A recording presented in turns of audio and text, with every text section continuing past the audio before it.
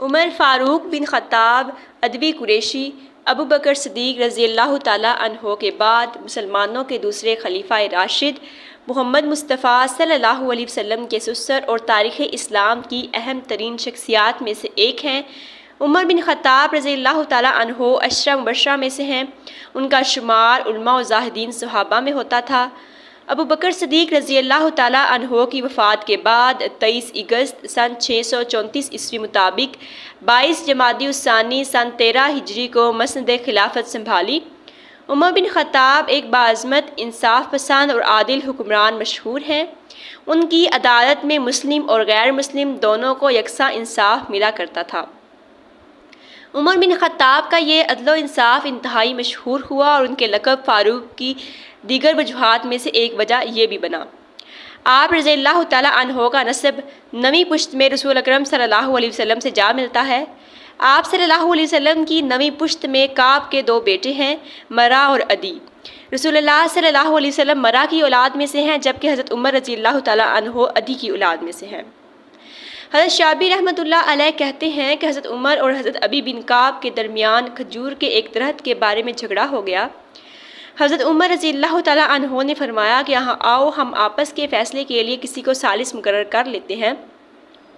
چنانچہ ان دونوں حضرات نے حضرت زید بن ثابت رضی اللہ تعالیٰ عنہ کو اپنا ثالث بنا لیا۔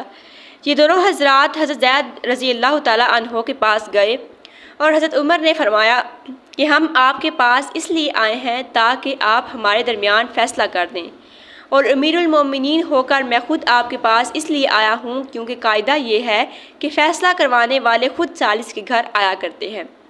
جب دونوں حضرات حضرت زید رضی اللہ تعالیٰ عنہ کے پاس اندر داخل ہوئے تو حضرت زید نے حضرت عمر کو اپنے بستر کے سرہانے بٹھانا چاہا اور یوں کہا کہ اے امیر المومنین، جہاں تشریف رکھیے۔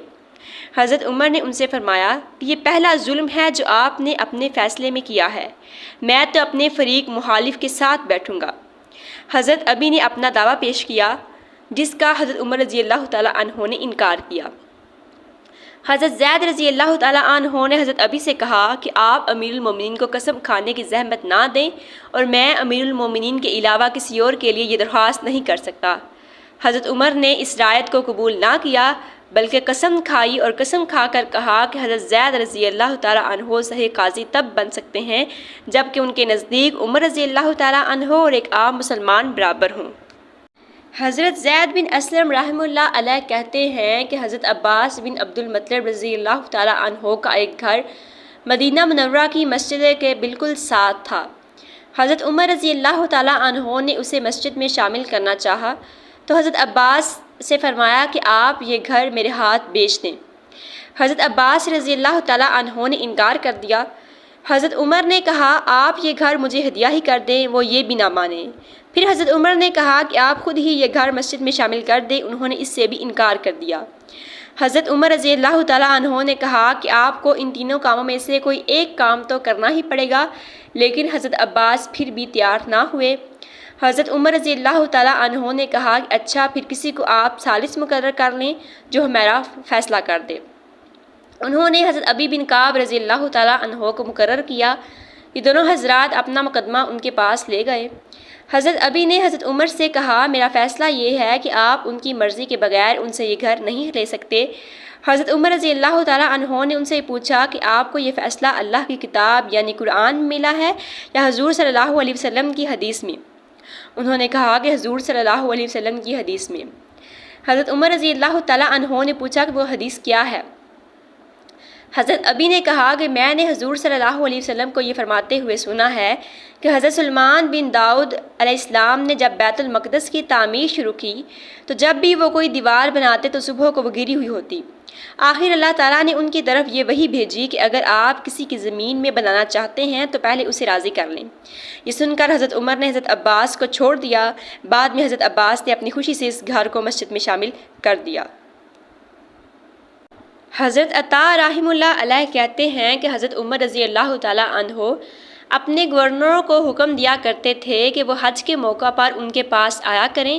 جب سارے گورنر آ جاتے تو عام مسلمانوں کو جمع کر کے فرماتے، اے لوگو، میں نے اپنے گورنر تمہارے ہاں اس لیے نہیں بھیجے ہیں کہ وہ تمہاری کھال ادھیڑیں یا تمہارے مال پر قبضہ کریں یا تمہیں بے عزت کریں، بلکہ میں نے تو صرف اس لیے ان کو بھیجا ہے تاکہ تمہیں ایک دوسرے پر ظلم نہ کرنے دیں اور تمہارے درمیان مال غنیمت تقسیم کریں۔ لہٰذا جس کے ساتھ اس کے خلاف کیا گیا ہو وہ کھڑا ہو جائے اور اپنی بات بتائے۔ چنانچہ ایک مرتبہ انہوں نے گورنروں کو جمع کر کے لوگوں میں یہی اعلان کیا تو صرف ایک آدمی کھڑا ہوا اور اس نے کہا، اے امیر المومنین، آپ کے فلاں گورنر نے مجھے ظلماً 100 کوڑے مارے ہیں۔ حضرت عمر نے اس گورنر سے کہا، تو تم نے اسے کیوں مارا؟ اور اس آدمی سے کہا کہ اٹھ اس گورنر سے بدلہ لے۔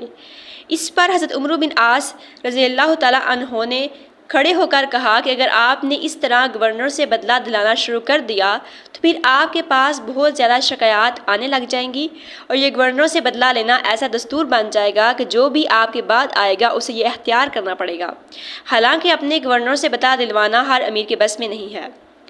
حضرت عمر نے فرمایا کہ جب میں نے حضور صلی اللہ علیہ وسلم کو اپنی ذات اقدس سے بدلہ دلوانے کے لیے تیار رہتے ہوئے دیکھا ہے تو میں اپنے گورنر سے کیوں نہ بدلہ دلواؤں؟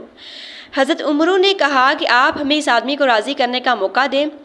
حضرت عمر رضی اللہ تعالیٰ عنہ نے کہا کہ اچھا، تم اسے راضی کر لو۔ چنانچہ اس گورنر نے ہر کوڑے کے بدلے 2 دینار کے حساب سے 200 دینار اس آدمی کو بدلہ میں دے دیے۔